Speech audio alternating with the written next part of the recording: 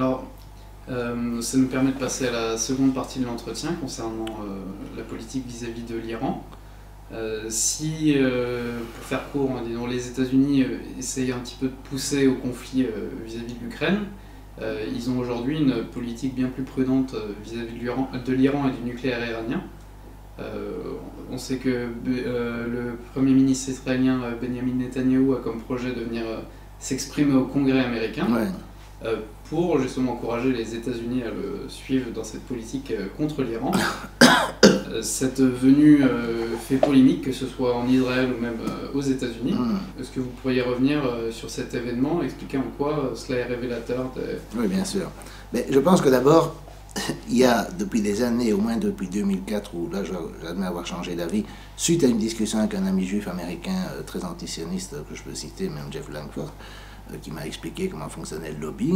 Il y a deux thèses qui s'affrontent, enfin si on peut dire, dans la mesure où il y a une qui s'exprime à peine, mais il y a la thèse de Mearsheimer et Walt, donc qui ont écrit le rôle du lobby pro-israélien de la politique étrangère américaine, et qui évidemment insiste sur le fait que en ce qui concerne Israël et en ce qui concerne plus généralement le Moyen-Orient, la politique américaine est terriblement influencée par le lobby pro-israélien, qui exerce un contrôle non pas directement sur le président, mais sur le Congrès, en finançant les campagnes électorales ou en punissant plus exactement les congressistes. Et ça, il y a beaucoup d'exemples. Cynthia McKinney, par exemple, il y a des tas d'exemples dans un livre de Paul Findlay qui s'appelle « Ils osent parler », qui est un livre déjà ancien où il explique comment il y a eu des campagnes médiatiques entre toutes sortes d'intellectuels, de politiciens, etc., qui, de gauche comme de droite, c'est même pas ça la question, ont osé dénoncer le rôle du lobby. Alors ils sont... Donc le lobby, premier niveau d'intervention, il paye les campagnes, ou plus ou moins ils payent les deux candidats, sauf qu'ils retirent leur soutien à l'un si il ne fait pas ce qu'on demande. Deuxième niveau, si un candidat avait le courage de dénoncer ça en disant « mais comment mon adversaire est financé par une puissance étrangère », clac, il y a l'antisémitisme qui lui tombe dessus, les campagnes pour l'antisémitisme, et il y a beaucoup d'exemples de cela de nouveau. Et c'est comme ça en fait depuis la création de l'État, parce que si vous prenez un livre de Alison Weir qui s'appelle « Contre notre meilleur jugement », qui est un livre qui n'existe qu'en anglais pour le moment, mais c'est un livre qui détaille comment c'est les mêmes pressions qui ont amené les États-Unis à soutenir la création d'Israël. Ce n'était pas leur intérêt. Les diplomates américains en poste, des gens comme Marshall, du plan Marshall, etc., étaient tout à fait contre.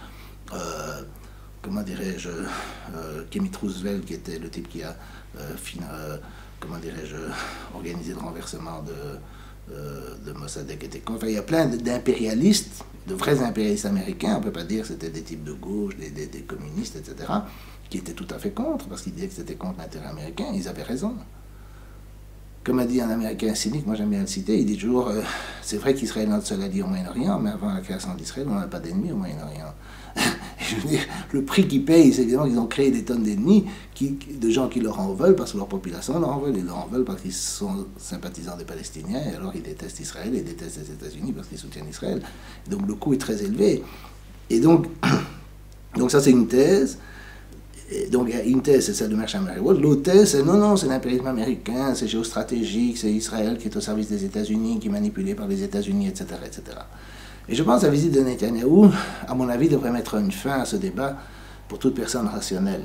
Bon, évidemment, la clause pour toute personne rationnelle limite largement, évidemment, l'impact de cette fin du débat. Mais si on est rationnel, on doit quand même admettre que c'est Netanyahou qui s'impose au Congrès. Il le dit, je vais aller parler au Congrès contre la politique d'Obama. Dans quel pays souverain au monde invite-t-on un chef d'État étranger, ou un chef de gouvernement, à s'exprimer devant l'Assemblée nationale, le Sénat, le Congrès, appelez ça comme vous voulez, contre la politique du président du pays? Quand est-ce qu'un chef d'État étranger peut venir critiquer la politique d'un pays? Ça n'existe pas.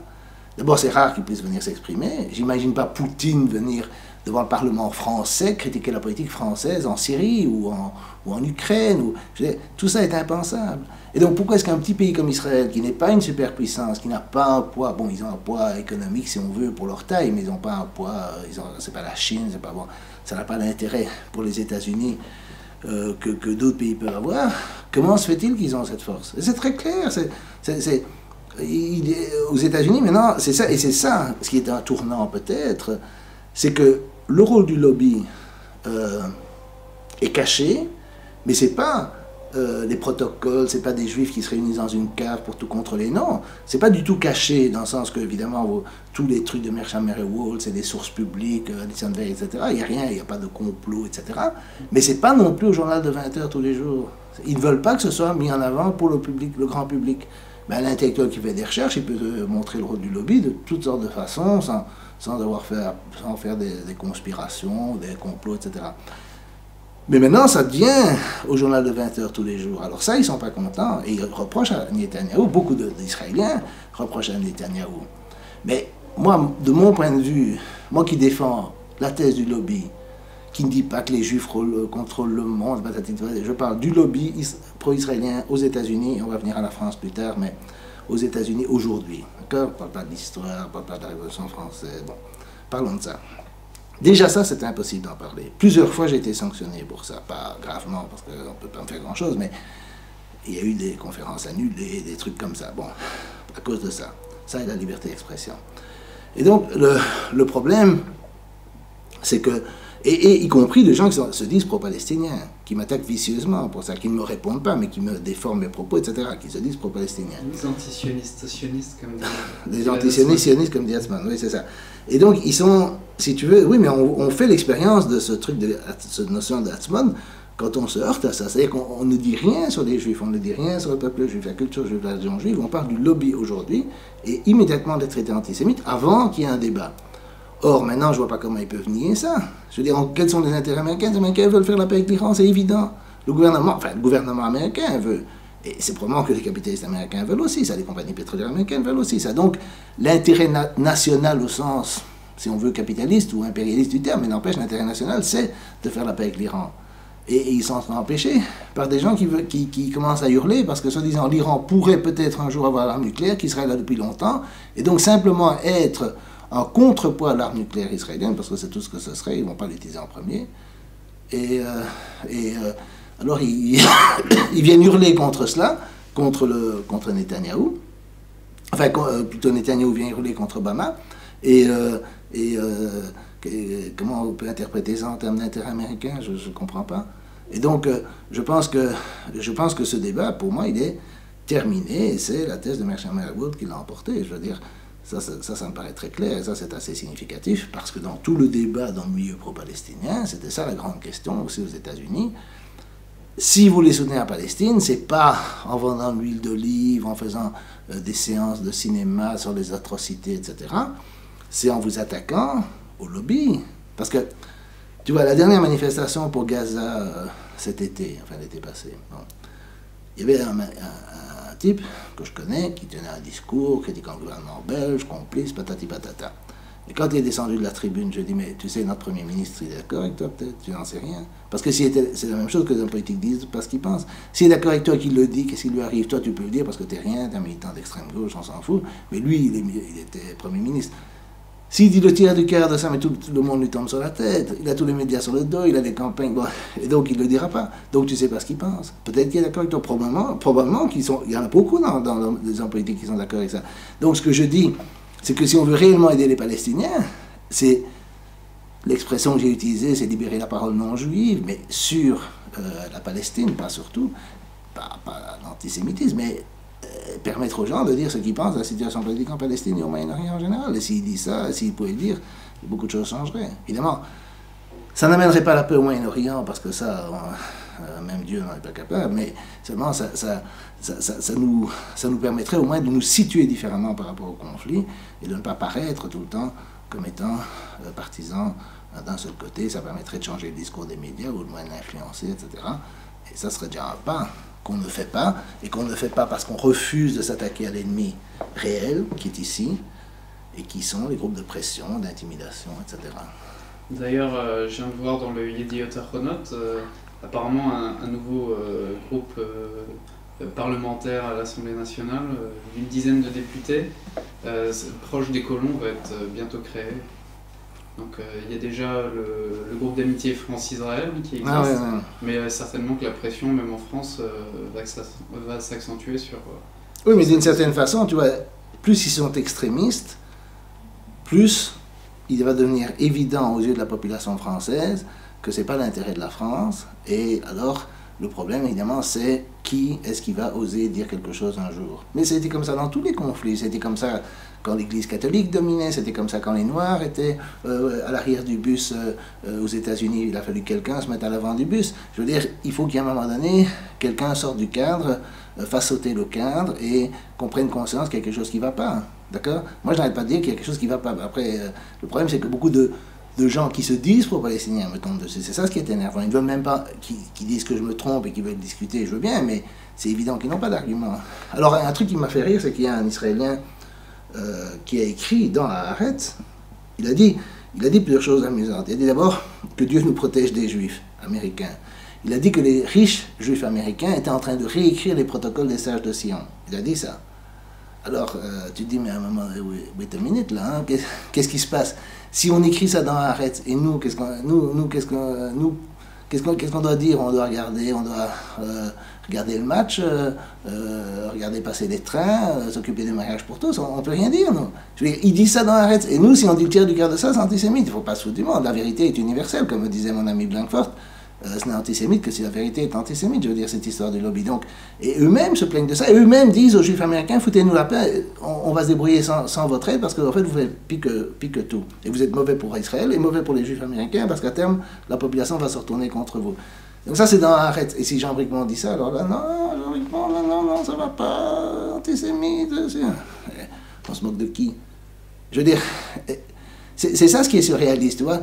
Et je pense que d'un mal sort parfois un bien, c'est-à-dire, cette visite de Netanyahou, c'est le pont trop loin, c'est-à-dire, il a été un peu trop loin, il a été, si tu veux, à mon avis, il a fait une boulette, mais comme lui, il est complètement fanatique et borné, il s'en rend même pas compte, mais, et beaucoup de supporters, beaucoup d'Israéliens le soutiennent.